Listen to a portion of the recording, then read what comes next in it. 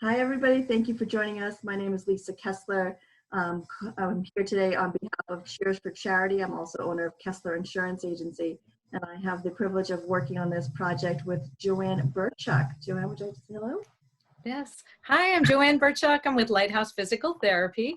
And it's my pleasure today to introduce Bryan Bessette, who's with the Freedom Cafe. And we're really looking forward to hearing all about what his organization does. Thanks, Joanne. Thanks, Lisa. It's great to be here with you today. So you want to fill us in on about Freedom Cafe? Yeah, so the elevator pitch is that the Freedom Cafe is a nonprofit working to end human trafficking and the commercial exploitation of all people by creating a space to engage our community, to do education and prevention work and awareness raising, and then to raise funds to support necessary work to end human trafficking. So yeah, and trying to figure out and pivot and manage how to do that at this point is been interesting, somewhat challenging, and somewhat exciting. Do you want to share with us some of the things that you're doing at this point? Yeah, so I guess, kind of breaking down what our mission is and how we operate. First, the cafe typically has been a space where we're initiating community members in a journey to understand that human trafficking is happening, that we are connected to it in our local communities and through the things that we purchase. And then we do regular training with volunteer teams, human trafficking 101s. We invite groups into the space. We go out and do presentations. And then we're raising funds on a regular basis to support our education programming, as well as fund projects outside of the scope of our organization to address human trafficking. So a lot has changed, but a lot is able to continue to go forward. First, the cafe space being closed obviously changes a lot of how we operate. And we've had so many fewer interactions, of course, with our volunteers. And I'm feeling, my heartstrings are really saddened right now as our UNH students are getting ready to graduate and we haven't seen them for 6 weeks. And but we're trying to stay in touch with them through things like having a volunteer happy hour. It's been kind of cool because we're connecting with former volunteers, alumni, people who are across the country, have been able to join in, and that's been really neat. We initiated, to try to help keep things rolling, what we call My Friday Lattes. And so that's been a way to keep engaging with the community. We every Friday now we've done 50, 60, 70 lattes going out for delivery, some for pickup here at curbside pickup. So that's been really exciting. And we have continued to do events online through Zoom. We regularly here host what we call Perform for Freedom. It's an open mic that really brings our community together to share talent, to learn a little bit about how we can participate in work to end human trafficking, and to raise resources for that effort. And we've done those online every other week instead of every week, but we've also been able to connect with a much wider audience. And then just last week, we collaborated with 7 other nonprofits to host a huge Perform for Freedom open mic that helped inspired our community to say thanks to the hard work that our teachers are doing in the Oyster River School District, and to make donations. And our community really came out for that event. We had about 200 people participate on the night of the event, and we raised $9,000 to benefit the 7 nonprofits. So it was really amazing to see something that we've been doing for years in person, figure out how to do it online through Zoom, and then see it expand out to really support our larger community. So yeah, that was really cool. I could keep going on. I actually talked to some people that participate or were in that event, and it sounded like it was really fantastic. Do you foresee yourself doing more events like that in the meantime? And I guess looking at your current funding, is that other alternatives that you're looking at to keep your funds rolling at this time?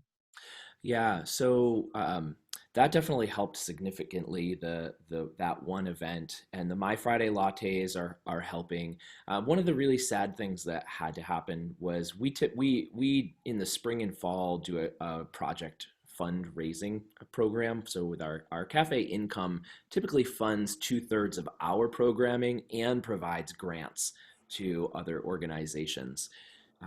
And we had been in the middle of raising $5,000 for helping support a new aftercare home. It would be the first aftercare home in the state of New Hampshire to support survivors of human trafficking. And we've had to currently put that on hold to kind of make sure that we're shoring up our own programming. And hopefully we'll be able to get back around to finishing raising that grant in the near future. But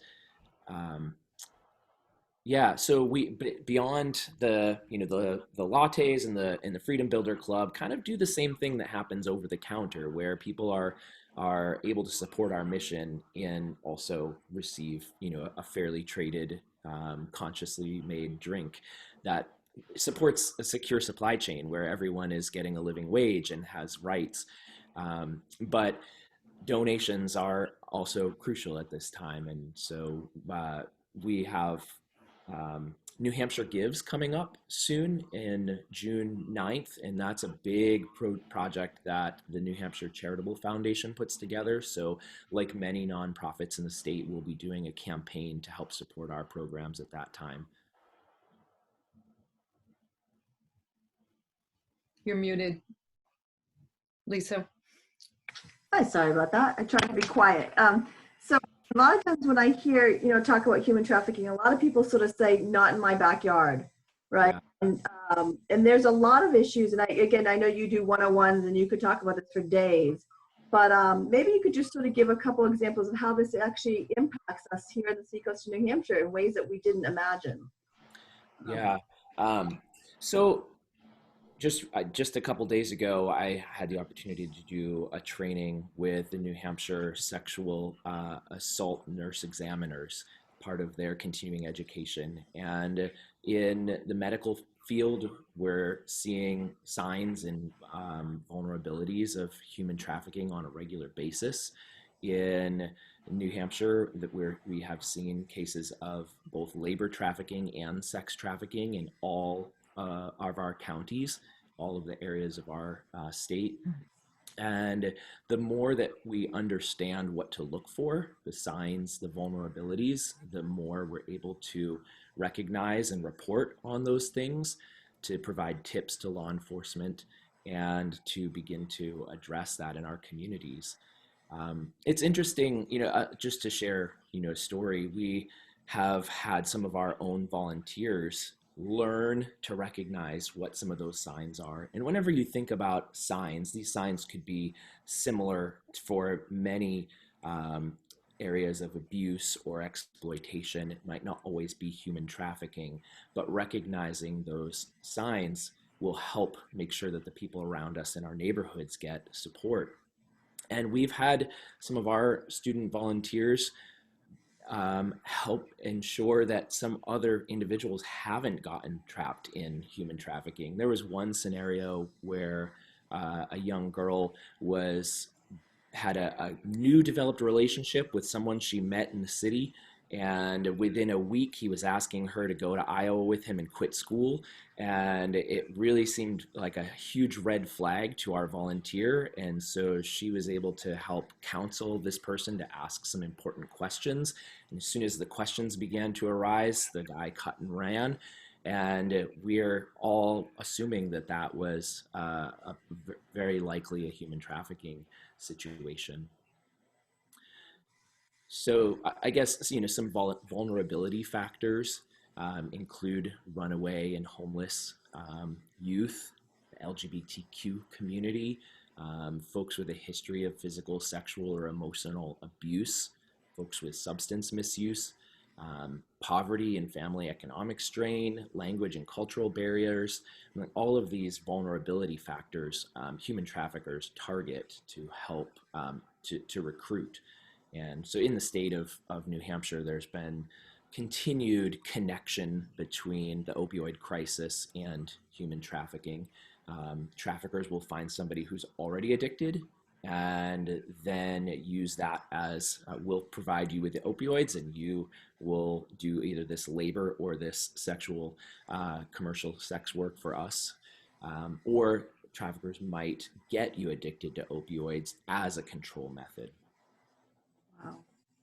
Amazing. It's just, it's amazing that this exists, and it's a shame it does, but I am so grateful for the work that you do to educate and support. It's really important work. Yeah, some of the most inspiring things that we get to do are programs with high school students and help them to understand the vulnerabilities that they might have, that their friends have, and to really take care of themselves and to look out for one another and ensure that they don't fall victim. That's fantastic. Well, thank you so much, Bryan. This information is so invaluable, and what you guys are doing for our community and is amazing. We really appreciate all the work that you are doing. And I guess, you talk about volunteers and opportunities, way to donate. What's the best way for people to get in touch with you and find out how they can also help and contribute? Yeah, so our website, thefreedomcafe.org, opens up a whole range of options for people to reach out and contact us, apply to volunteer, make donations, check out the store. So all of that is right there at thefreedomcafe.org. And we also have a pretty strong presence on social media, on Facebook and Instagram, and that creates opportunity to maintain connection. Fantastic. Excellent. Yeah. Yeah, I do hope everyone follows those. They connect with you. They take their time to get more information. They take their time to get their Friday lattes. That just sounds fantastic, and stays in touch and supports the good work that you're doing. So thank you for everything. Thanks, Lisa. Yeah. Awesome. Well, thank you for being on this, and we look forward to seeing you again, hopefully in person soon. Sounds good. Thanks for the opportunity to be on here.